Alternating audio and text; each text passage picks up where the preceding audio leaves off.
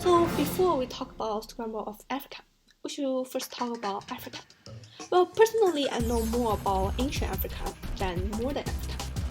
Same reason why I know more ancient history than modern history, because they do not really have, time range. Like, in this blah blah blah year, blah blah day, someone published blah blah blah, and a war happened like that. Well, so ancient Africa, for me, there was 5 very brilliant civilizations. One was Axum, a powerful kingdom in the northern Ethiopia during the early Christian era, and Kusha, kingdom in North Africa in the region corresponding to modern-day Sudan, and Gangha from 16th to 13th century, located south of the Sahara Desert and northwest of the Niger River in modern-day Mauritania and Mali. From 1213 to 1600s, one of the largest empire in the West African history, as height spread from the Antarctica coast to center part of the Saharan Desert. And the last one, Shanghai, a great trading city of West Africa from 15th to 16th century, only centered on the middle reachings from the Niger River, which is now the center Mali, eventually extend west to the Antarctica coast and east into the Niger and Nigeria. So for Ankesam, it was in the North European and from 100 AD to 914 AD, and it's basically monarchy. And it reaches peak under the king Viha, which is in 325 CE to 360 CE. There are 3 different periods in its religion. So one was Abraham polytheist. It was in the pre-Aksumite to 4 CE. Later they changed into Judaism. It was before 313 AD. And finally, after 313 AD, it changed to Christianity. Christian. We have explained its region and time. It's also monarchy, but people have the right to remove king. And their religion is ancient Egyptian religion. And Ghana, it's also monarchy. And its religion is African traditional religion and later Islam. Mali, also monarchy. And same religion, African traditional religion and Islam. Soham, well, it's also monarchy, and its religion was Islam, African traditional religion.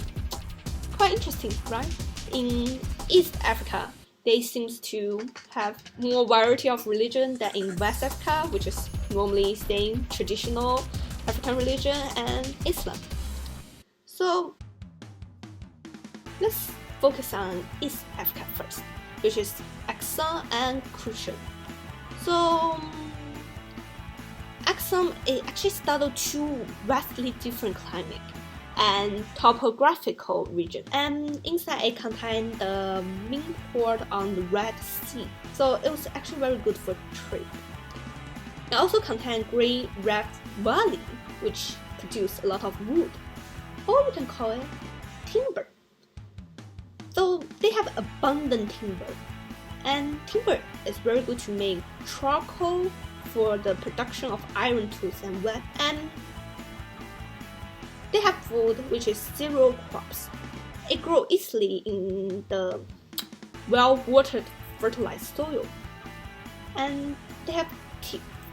It grows nowhere except in Ethiopia, which I never pronounced right. It has more nutritious than cereals, and it needs very little water. Well, Kusha, it contains white Nile, blue Nile, and Nile. And they have iron and gold mine. But it also contains 2 deserts, Libyan Desert and Nubian Desert. Okay, let's go to West Africa, which is the Gongha, Mali, Soha, the jungles. One thing is important is when Europeans see jungles, they kind of have the natural fear.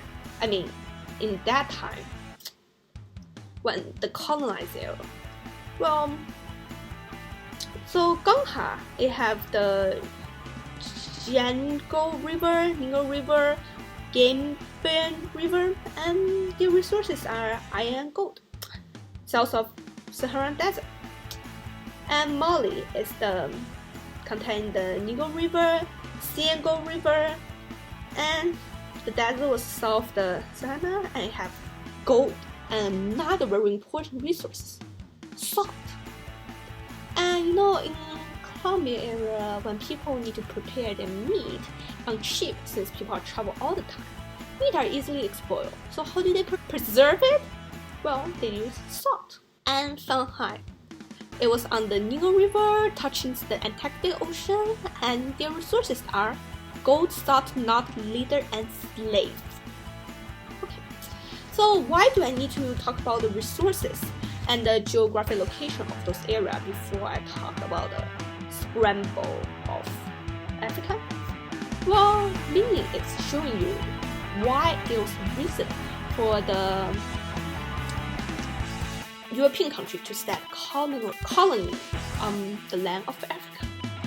Well, it could be part of the imperialism, want to express their power over another land. But also, there's other reason more than just the feeling of I'm in power.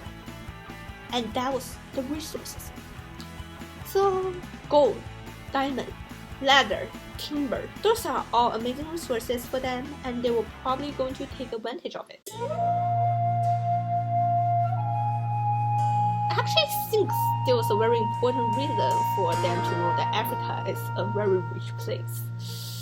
Not going to lie, I feel like that was the main reason that later those people come to Africa, but I could be wrong. It's just my personal thinking. It was something happened in the Mali Empire.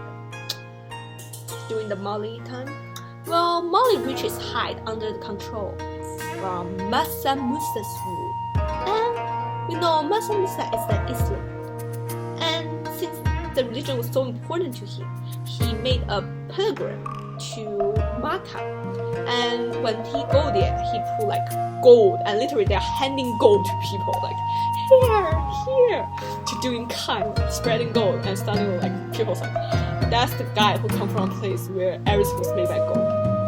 So probably one of the reasons that later people are so interested in this land. But that's just my guess. It could be wrong.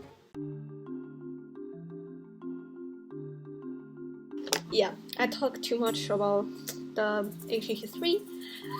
I'll probably make another video about it, which I always give the promise to and never did. Anyway, so let's start with the main topic of today, the scramble for Africa. Well, the whole story, let me tell it in a story way. Okay, so the whole story starts from 1884 to 1885. Someone called conference and invite 14 European countries to attend. And there was no African representative inside this conference. The conference is meaning about a plot between European countries. We can say it in a more easy way, for the European to take advantage without having, conflict, war from Africa. And to trade with them. So many different stories happened in those times. For example, it's quite easy for Europeans to take control since they have machine gun. It was kind of an advanced weapon at that time. We can shoot very fast in short time, and it's very powerful. A group of people with machine gun can take over a country in Africa in that time. So, for example, Sudan, British or some European country, they bring 20 machine guns and they overpower the whole colony. Well, mostly when we talk about this history, people think of British take control, European take control, Italy take control. They take control so easily. But actually, during this history, they faced resistance. One of the examples is in modern Ethiopia, or we can call it Abyssinia. So it once faced the invasion threat of British, French, and Italian, 3 European countries and 3 powerful ones in that time. And they do some minor concession to get a weapon. And in 1889, Italy was claimed that Abyssinia would be Italian protectorate. Well, King Menelik II, which is the emperor in that time, rejected it. I was no. Well, maybe this hurt Italian pride, or maybe they just want to show they are more powerful. Maybe there are resources there. So in 1894, Italy invade. And can you believe it? They've been defeated. And in 1896, Abyssinia still remained independent. Well, there are many stories happen like this. There's another one in Liberia, I believe so, which is between British and the country, but since they have diamond, it makes British really want to invade it, and a new cross-section of British border also add to the bad, so they still got defeated. In 1914, 90% of Africa was divided by 7 European countries. You can see this map, all those colors taken over. Oh, the purple one is the Ethiopia. It still remain independent. So 90% of Africa have divided by 7 European countries, but the African American state of Liberia and Ethiopia still remain independent.